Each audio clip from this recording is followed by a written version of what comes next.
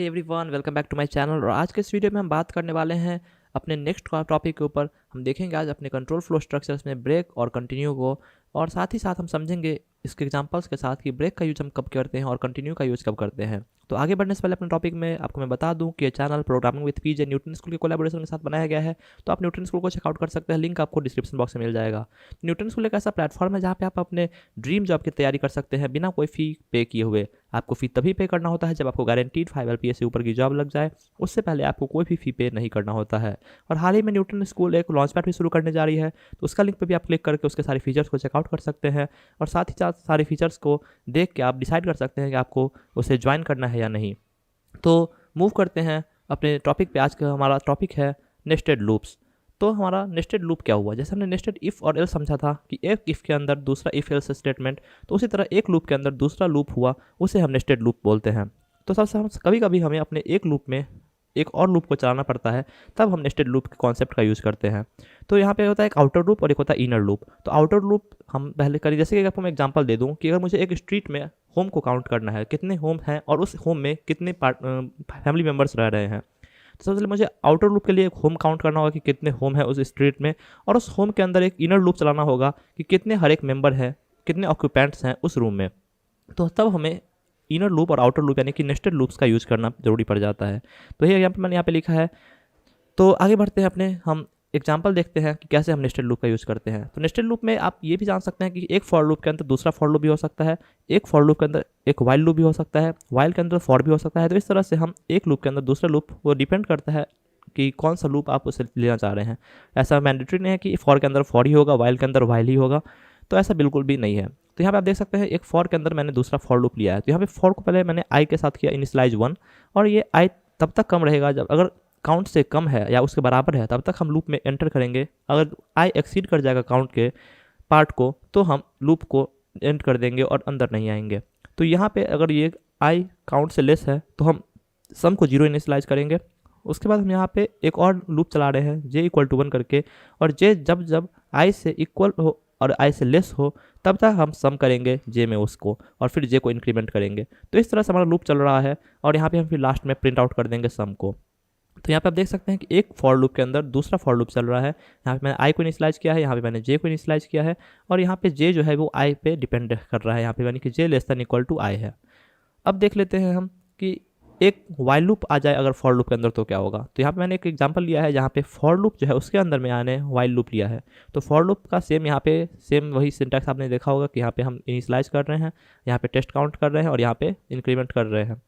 तो यहाँ पे जैसे कि यहाँ पे अगर कंडीशन सही हो रहा है तो इस लूप में घुसेगा। यहाँ पे एंटर करने के बाद यहाँ पे फिर ये चेक करेगा कंडीशन वाइल लूप का कि जे अगर आई से कम है तो कुछ इस पार्ट को एग्जीक्यूट करेगा। अगर एग्जीक्यूट नहीं, मतलब यहाँ पे अगर ये सक्सेसफुली इसे सेटिस्फाई नहीं कर पा रहा है इस कंडीशन को, तो इसे फिर ये छोड़ के बाहर निकल जाएगा। तो यहाँ पे अगर मेरा ये कंडीशन सही हो रहा है तभी हम इस लूप को एग्जीक्यूट करेंगे। ऐसा यहाँ पे कोई भी चांस नहीं है कि ये हमारा स्टेटमेंट गलत हो रहा है और यहाँ पे हम एंटर कर रहे हैं। तो यहाँ पे पहला गेट यही है। इस गेट को अगर हम एंटर करते हैं तो ही हम इस गेट के कंडीशन को चेक करेंगे। डायरेक्ट हम इस गेट को स्किप करके इस गेट के पास डायरेक्ट नहीं पहुँच सकते हैं। तो ये बेसिकली फंडा है नेस्टेड लूप्स का।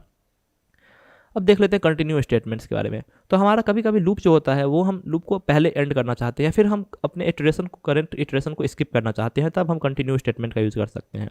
यानी कि मुझे 1 से 10 तक में 1 से 10 का नंबर प्रिंट आउट करना है, और मैं चाहता हूँ कि जहाँ 5 आए या फिर 5 का टेबल आए तो उसे मैं मतलब स्किप कर दूँ, यानी कि 1 से 10 में 5 को स्किप कर दूँ और 10 को स्किप कर दूँ। या फिर 1 से 10 तक में मुझे 2 का मल्टीपल को स्किप करना है, 2, 4, 6, 8 को स्किप करना है, तो उस समय मुझे कंटिन्यू का यूज़ करना बहुत ही सही रहता है। तो कंटिन्यू को कैसे हम यूज़ करते हैं? तो सिंपल कंटिन्यू कीवर्ड अगर आप अपने लूप के बॉडी में एग्जीक्यूट करेंगे, एंटर करेंगे, तो हमारा जहाँ पे कंटिन्यू कीवर्ड को हिट करेगा हमारा जो कंट्रोल फ्लो है, उसी समय उस लूप को वो स्किप कर देगा और फिर से ऊपर टॉप पे लूप के टॉप पे चला जाएगा, यानी फिर अब नेक्स्ट इटरेशन के पास चला जाएगा।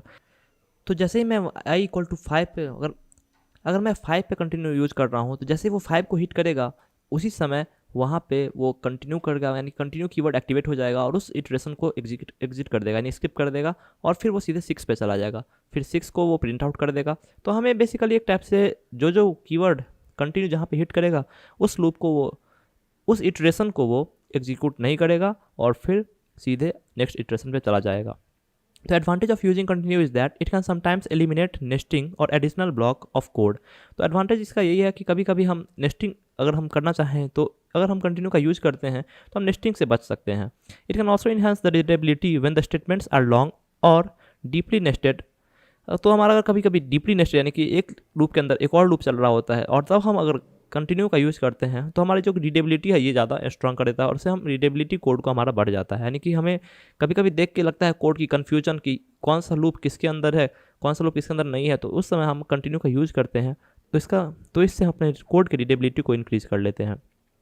Don't use continue if it complicates rather than simplifies the code. तो हमें अपने कोड को हमेशा सिंप्लीफाइज करना होता है। कोई भी चीज़ को हम सिंप्लीफाई करना चाहते हैं, कॉम्प्लिकेट नहीं करना चाहते हैं। तो आपके अगर कोड में अगर कंटिन्यू यूज़ करने से आपका कोड अगर कॉम्प्लिकेट हो रहा है तो फिर आपको कंटिन्यू यूज़ नहीं करना चाहिए।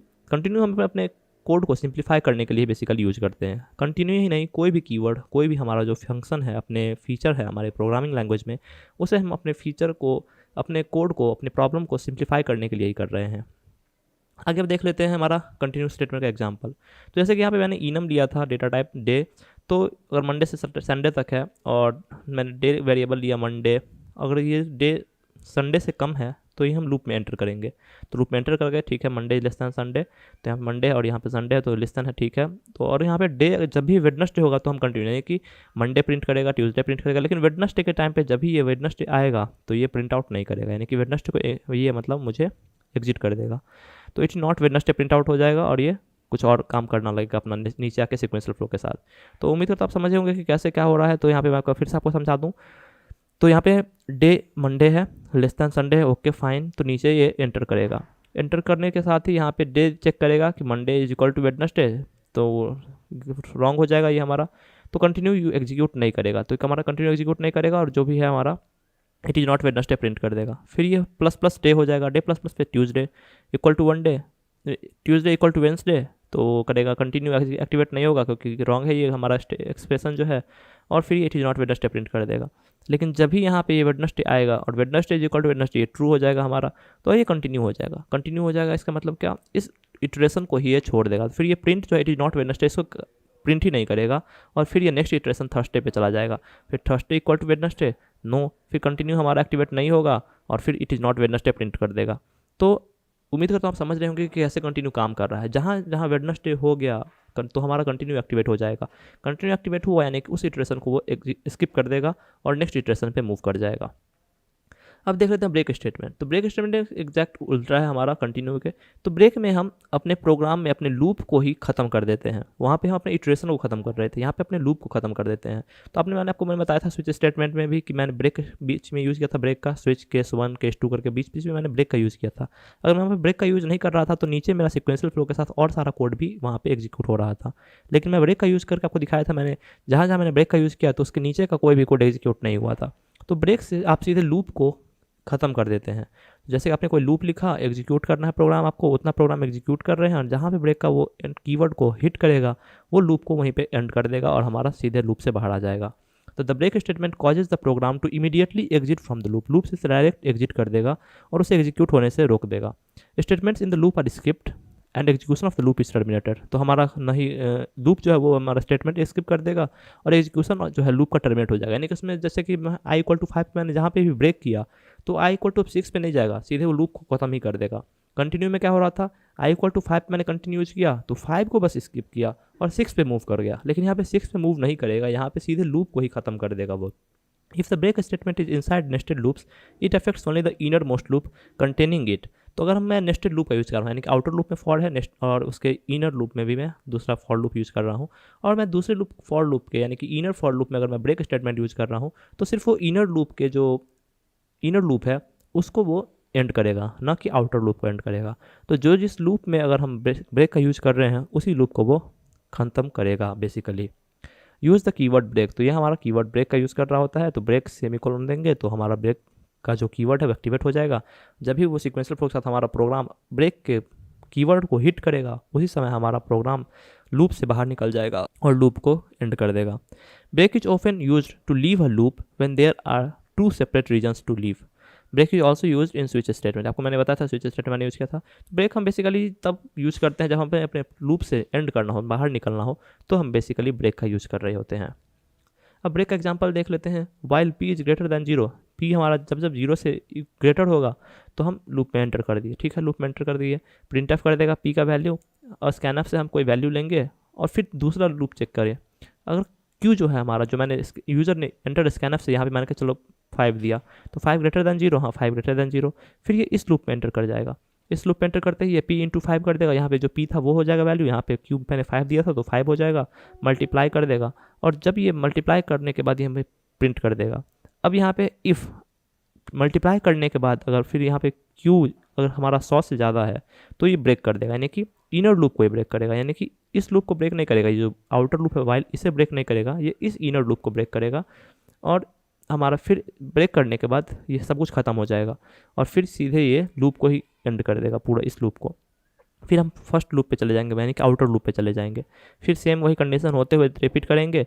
क्यों अगर 100 से बड़ा है तो फिर ब्रेक कर देगा, 100 से बड़ा नहीं है तो ब्रेक नहीं करेगा वो। फिर यहाँ पे स्कैनफ के साथ एक यूज़र से नंबर मांगेगा, नंबर फिर मांगेगा यहाँ पे, और मैं यहाँ पे फिर नंबर दूंगा, क्यू का वैल्यू हो जाएगा वो अपडेट हो जाएगा, Q equal is greater than 100, Q 100 से बड़ा है क्या, तो यहाँ पे अगर फिर 100 से बड़ा हो जाएगा तो ब्रेक कर देगा, 100 से बड़ा ब्रेक कर देगा तो फिर यहाँ पे इस स्टेटमेंट को एग्जीक्यूट नहीं करेगा, फिर ये ऊपर में यहाँ पहुँच जाएगा, क्योंकि ये फिर आउटर लूप को यहाँ पे ब्रेक किया मैंने, तो फिर यहाँ पे वापस से पूरा लूप को ख़त्म कर देगा। लेकिन फिर यहाँ पे अगर मैं यहाँ पे ब्रेक का क्यू जो है हमारा 100 से बड़ा नहीं हो रहा है तो ब्रेक को मैं नहीं हिट करूँगा, और सीधे स्कैनफ जो है हमारा यहाँ पे एक और नंबर मांगेगा।